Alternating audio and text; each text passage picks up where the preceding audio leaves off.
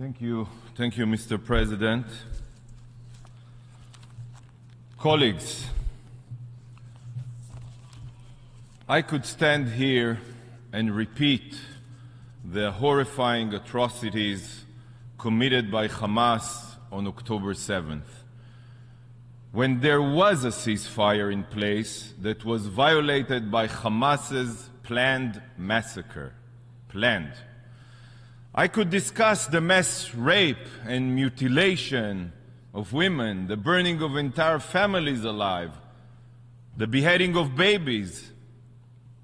But I have already stood here and showed you footage from that dark day. I have repeatedly discussed the horrors and the bloodshed, but sadly this body prefers to keep its head in the sand. Sadly, this is what the UN has become. So instead of talking about the past, I will try to remind this body of the present and talk about the future. The future that awaits us if the Hamas Nazis are not eliminated. If there's a ceasefire that will allow Hamas to regroup, to rearm, to continue their reign of terror in Gaza. That's the meaning of a ceasefire. This resolution that so many of you sickeningly, I have no other word, applauded, calls for an immediate humanitarian ceasefire. So I must ask you today, what does this mean? What is a humanitarian ceasefire? Is it a ceasefire for 6 hours to allow food and water to enter Gaza? Clearly not, seeing as every single day Israel facilitates the entry of hundreds of tons of food and water. Is it a ceasefire for 3 days so that medical supplies and fuel can enter? The answer is also no, as truckloads of these supplies enter Gaza through Israeli facilitation every day. How about a week-long ceasefire to evacuate wounded civilians? No again. This is already happening on the ground, alongside field hospitals and floating hospital ships. Israel facilitates all these efforts. So I ask again, what is the meaning of this humanitarian ceasefire? There's no such a thing. This is one big lie, a whitewashing of the truth. A humanitarian ceasefire means a terrorist-saving ceasefire. We're not stupid. This resolution only seeks an end to the war against Hamas Nazis. Sorry for the words. You don't give a damn about Israel and our future. An end to the war means turning our backs on the hostages. It means ensuring Hamas's continued rule in Gaza. I don't get it. We're 18 years of oppression in Gaza, by the way, against Palestinians, digging terror tunnels into our soil, into our territory, and indiscriminate rocket fires, thousands and thousands on Israeli civilians. That wasn't enough for you? All a ceasefire secures is a future for the genocidal jihadists. It is only Hamas that this resolution is defending. Stop hiding your intentions behind your suits and diplomatic wording. Humanitarian ceasefire. This resolution has a distorted agenda. At least make this clear to all member states. This resolution aims to keep Hamas in power. Period. And for those of you who may have forgotten, I want to remind you who these savage terrorists are. Because you could have said something else in your resolution. You could have called them to turn themselves in, to release all the hostages. Then the war would end tomorrow morning. Hamas is currently holding 132 hostages in Gaza. These innocents were brutally taken from their beds, from a party, from the arms of their loved ones, and they are absolutely not being treated in accordance with international law. Hamas refused to even allow the Red Cross to visit them, the most severe crimes that can exist. And this body cannot even bring itself to say their name, Hamas, Hamas. Such cowardice. But now, after some of the hostages have been released, we are beginning to hear the horror stories of what they endured. One of the released hostages, an agricultural worker from Thailand, described that the Israeli hostages held with him were tortured with electric cables.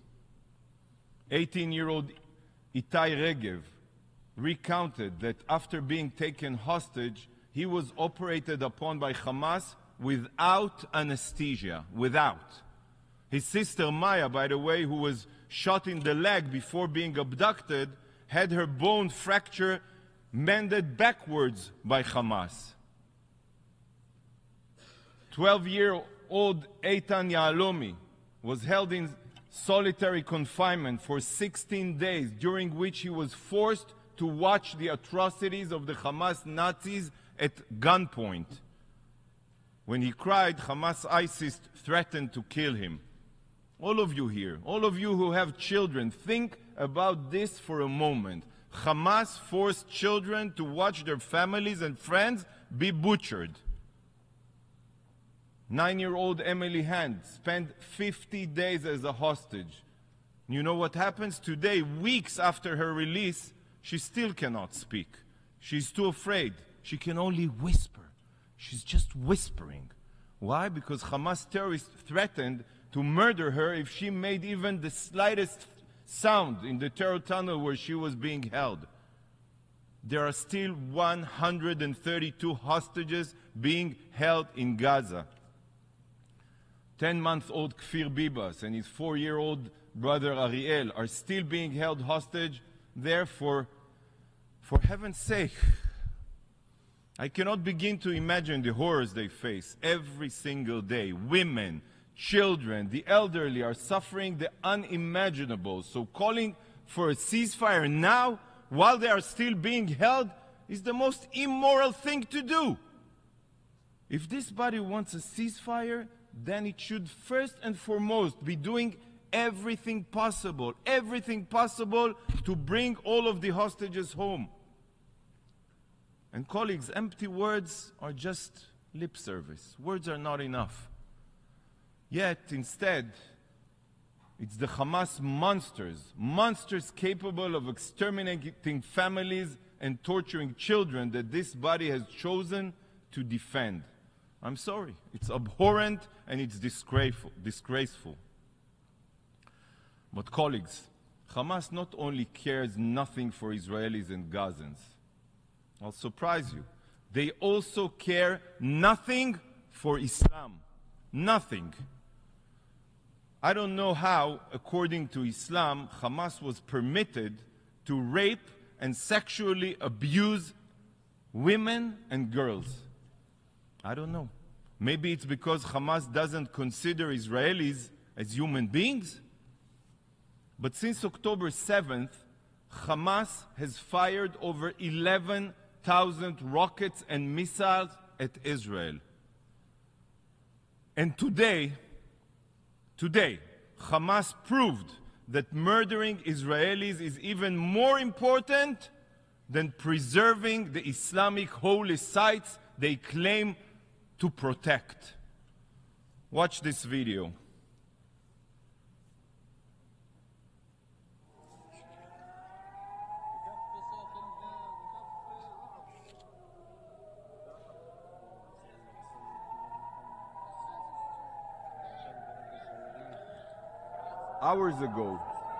Just hours ago, Hamas rocket was fired towards the vicinity of the Temple Mount, Haram el-Sharif. And the Iron Dome, Israel's Iron Dome, intercepted the missile and defended Al-Aqsa Mosque from Hamas. Think about this. Israel is defending Al-Aqsa Mosque from Hamas's missiles. To the Arab League, to the Organization of Islamic Cooperation, I ask, this is who you have chosen to defend? A group of genocidal terrorists that prefer jihad at any cost over Islamic holy sites? Just as ISIS destroyed mosques, Hamas, ISIS is willing to blow up Al-Aqsa. And so many of you are willing to defend them. Unbelievable. Mr. President, Israel's operation in Gaza is not a response to October 7th. It's not. It is to ensure, only to ensure, that such atrocities never happen again. And the only way to do so is to obliterate Hamas's capabilities. There's no other way. There's no other option. Hamas is a cancer and it must be eradicated. And every resolution passed here that doesn't support Hamas's elimination only serves to empower these terrorists and promote a future of regional suffering. Regional. This is what Hamas's Iranian puppet masters want. We know it. But I cannot understand why the Sunni countries of the world are playing along. This is why no matter how many destructive resolutions this body adopts, Israel cannot stop until Hamas is defeated. This is about our future. This is about our survival. And no General Assembly resolution, I apologize, no General Assembly resolution will force us to commit a collective suicide. We will defend ourselves and we will defend our future. Thank you, Mr. President.